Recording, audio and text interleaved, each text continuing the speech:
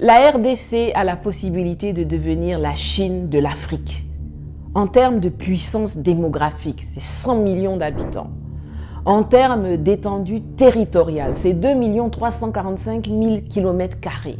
En termes de ressources minières.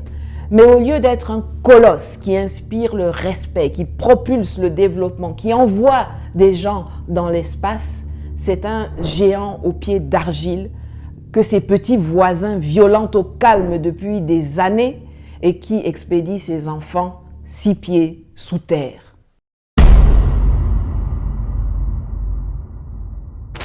Un géant aux pieds d'argile qui rêve en comptant sur la France. Tenez-vous bien, le 26 janvier 2025, à l'ONU, les autorités françaises déclarent ceci. La France appelle instamment à un retour au cessez-le-feu et une reprise du dialogue. Il n'y a pas d'issue militaire au conflit. Le président de la République, Emmanuel Macron, l'a rappelé hier au président Kagame et Tshisekedi, avec lesquels il s'est entretenu. Vous l'avez bien entendu, les autorités françaises déclarent qu'il n'y a pas d'issue militaire au conflit, que la force n'est pas une option.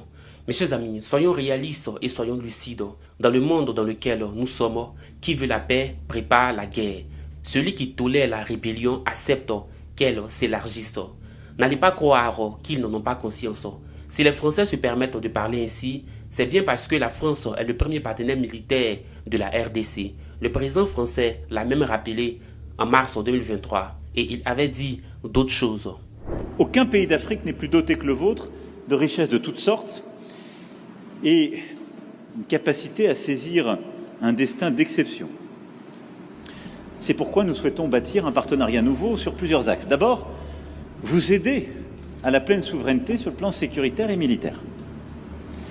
Nous sommes déjà les premiers partenaires en termes de formation militaire de la RDC.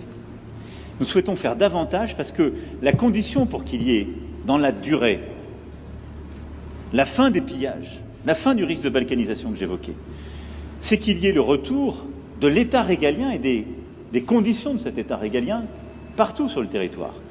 Nous souhaitons être des partenaires dans la durée de ce travail. C'est Macron qui affirmait qu'il allait aider le Congo à, je cite, à la pleine sécurité militaire et sécuritaire.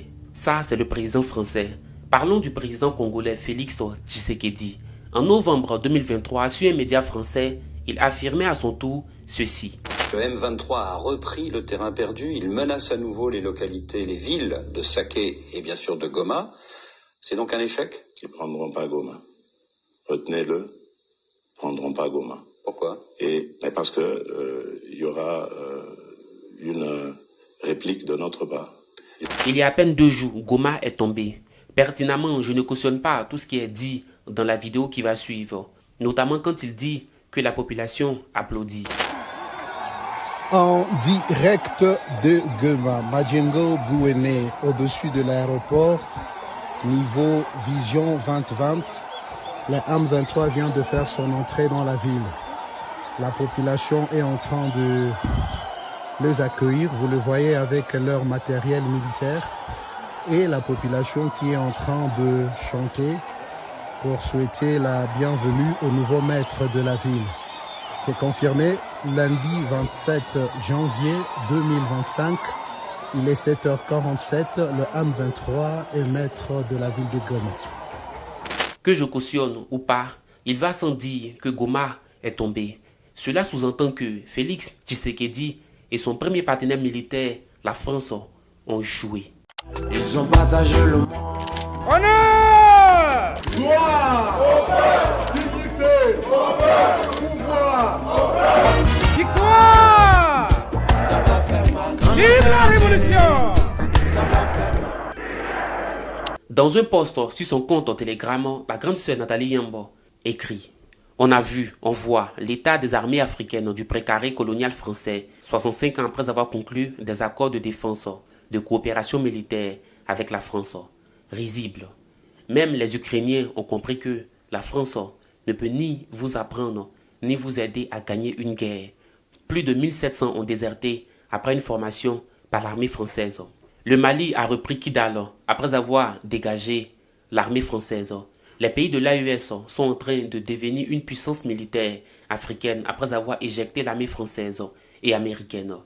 Mais c'est Tshisekedi qui compte sur la France pour sauver le Congo des griffes, des rapaces rwandaises, occidentaux et israéliens qui le dépècent. C'est lui qui court à l'ONU chercher de l'aide auprès de ceux-là même qui financent la balkanisation du pays. Elle va plus loin dans une publication qu'elle a réalisée et ce qu'elle dit des leaders est toujours d'actualité.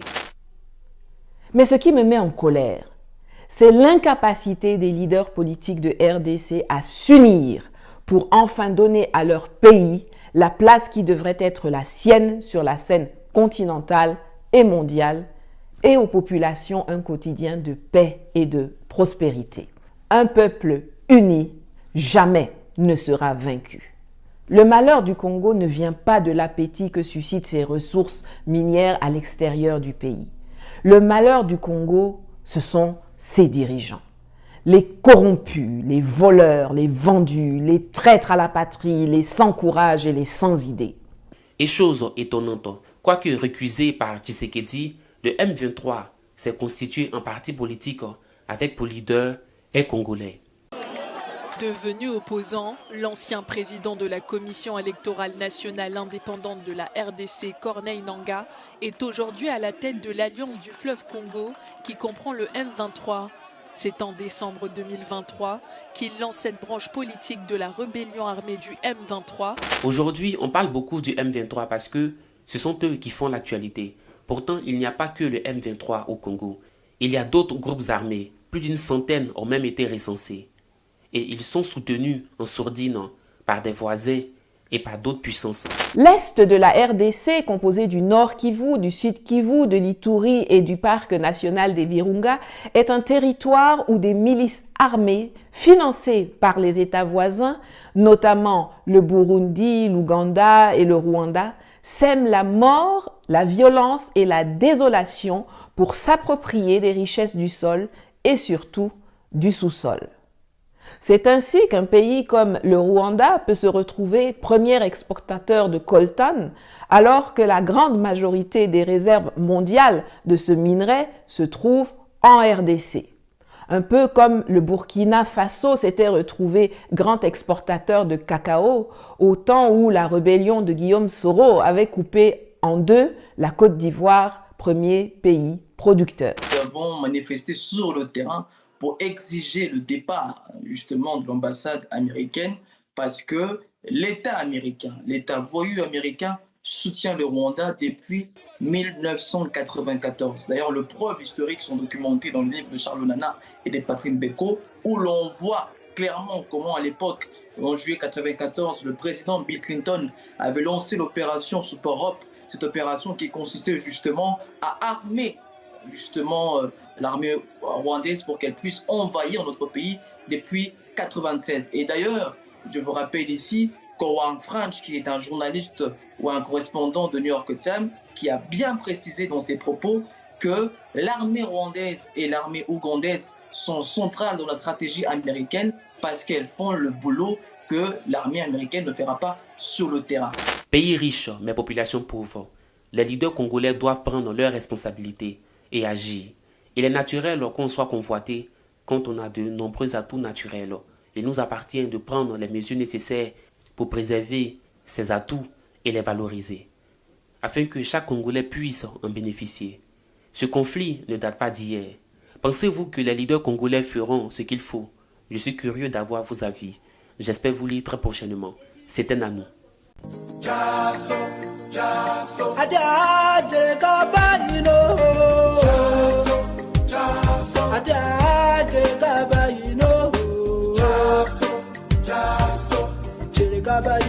Jereka Baino,